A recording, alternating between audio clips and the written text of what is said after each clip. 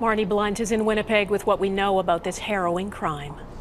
Donna, it was a tragic killing spree, and now Manitoba RCMP have laid 5 first-degree murder charges against 29-year-old Ryan Manokisic. Charred marks filled with pieces of rubber and glass on the side of Highway 248 in the rural municipality of Cartier. A scene of a horrifying event Sunday where 3 children were pulled from a burning vehicle. They were pronounced dead on the scene. Young innocent lives were senselessly taken yesterday, and we grieve with all Manitobans. On Monday, police said the accused, the children's father, pulled them from the burning vehicle. That burnt-out vehicle taken away Sunday night. The body of a 30-year-old woman, the children's mother and partner of the accused, was found in the ditch along Highway 3 south of Carman earlier that day. All 5 victims lived together in Carman. I'm sure everybody in this town will be devastated. Randy McFarland lives just a few doors down from the home where a 17-year-old girl was found dead. She's been identified as the niece of the 30-year-old victim. The home and kids' toys in the front yard, now a crime scene surrounded by police tape. You can't be not affected. The question you always have is when things like this happen, like, why the kids? It's a tragic reality that's becoming all too common in our communities. According to Stats Canada data, intimate partner violence has been on the rise since 2014. And in 2022, the victims of almost 8 of 10 police-reported cases were women and girls. Grand Chief Kathy Merrick calls the event heartbreaking. It's not our way, in our culture, in our language, when we talk about violence. Premier Wab Kinew also calling on Manitobans of all walks of life to pray for the family of the victims, the community of Carman, and all of Manitoba. We are one Manitoba. Nothing can break that. We will remember that this is a good place where darkness will not win. RCMP were asked about the accused's alleged history of domestic violence, but declined to comment.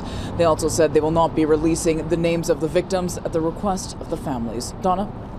Marnie Blunt in Winnipeg tonight, thanks. Marnie Blunt is at NDP headquarters tonight. She's with 680 CJOB's Greg Mackling. I know he's probably out wrangling some interviews for you, Marnie. Quite the guest list there tonight as folks continue to pour in.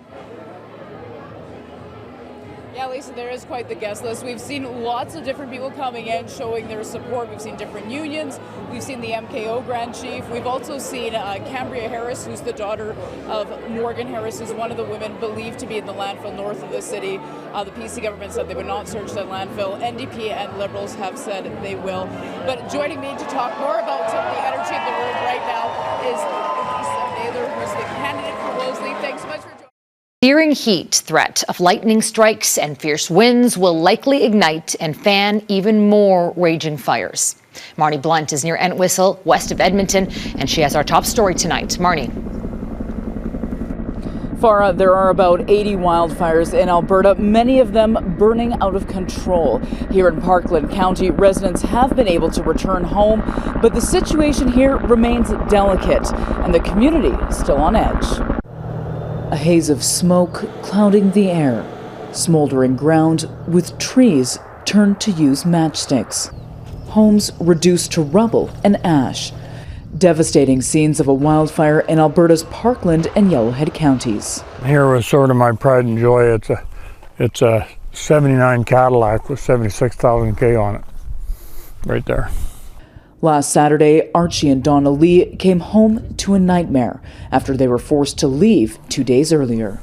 Yeah, everything burnt. A home full of memories, now gone. And that was our a breezeway in the middle that was sort of our party room. It was a family room type of thing. Nearby, fire crews are still working around the clock fighting hot spots. And the wind shifted a bit and pushed that fire this way.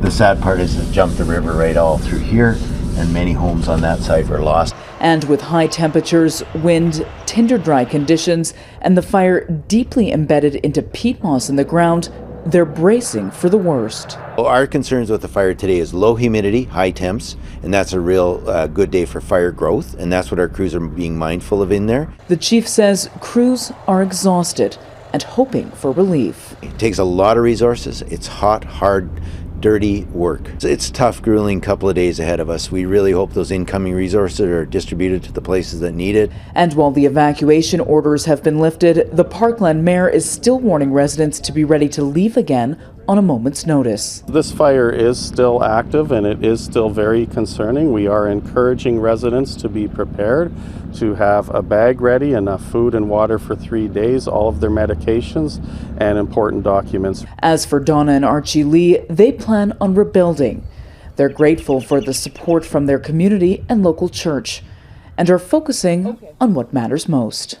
We've lost everything, but I'm glad I still have Archie, because I've had lots of bad things happen during my lifetime, and this is the most devastating, but we have each other, and that's all that really matters. Officials in neighboring Yellowhead County say there are still 2 fires of concern near Wildwood and Evansburg. Fire officials also say while there are no active fires here, there is still concern as the peat moss is burning deeper into the ground, which heightens the risk of the trees reigniting and the fire spreading even further. Farah?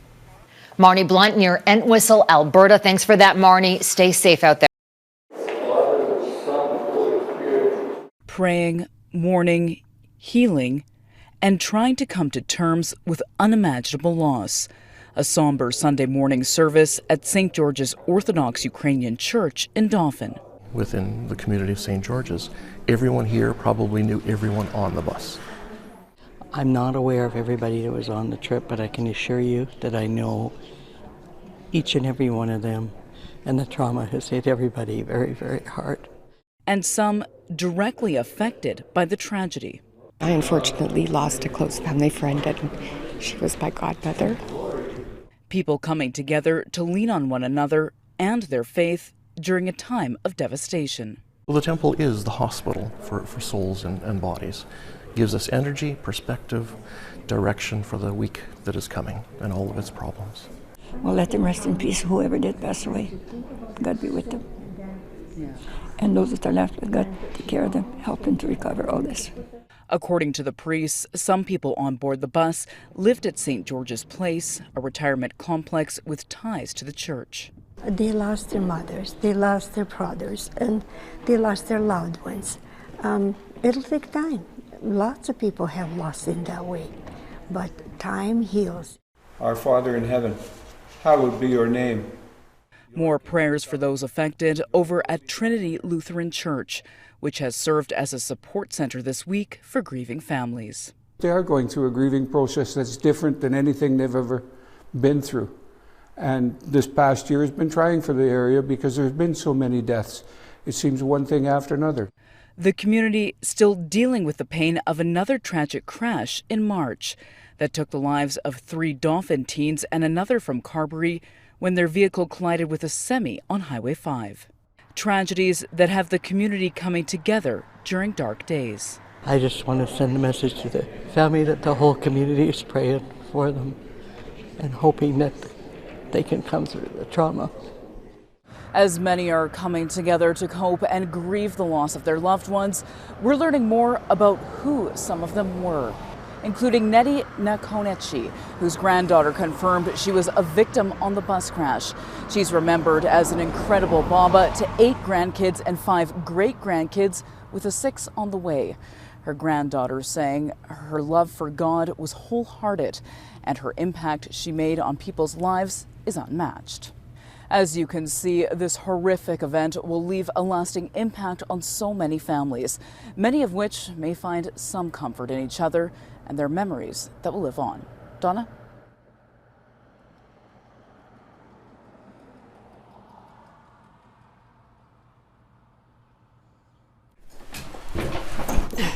For Christine Gauthier, the fight to get a wheelchair lift in her home has been an uphill battle. I have to crawl down the stairs on my butt with the wheelchair in front of me to be able to access my house.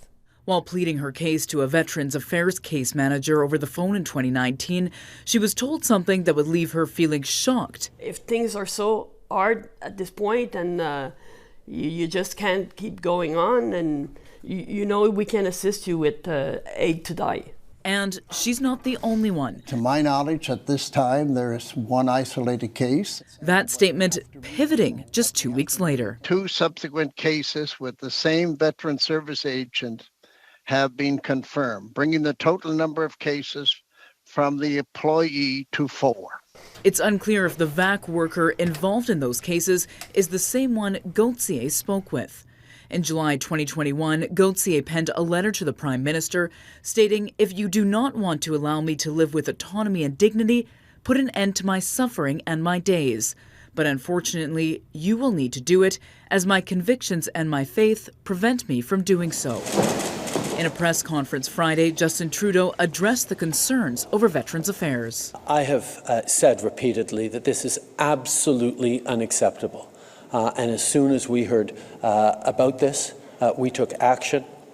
We are following up with investigations. Wounded Warrior says it's also making veterans hesitant to reach out for help. After the first story broke on this particular topic, we heard from veterans immediately saying that they were fearful to reach out to the department, to reach out to a case manager, to reach out to the services that they're and benefits that they're entitled to. Let's be clear, MAID is not a VAC benefit. Wounded Warrior says they'd also like to see better training and education for those providing care to veterans as a broader systemic change. But for these particular cases, they just want to get to the bottom of what happened and find out how many veterans were affected and how many case managers were offering a medically assisted death.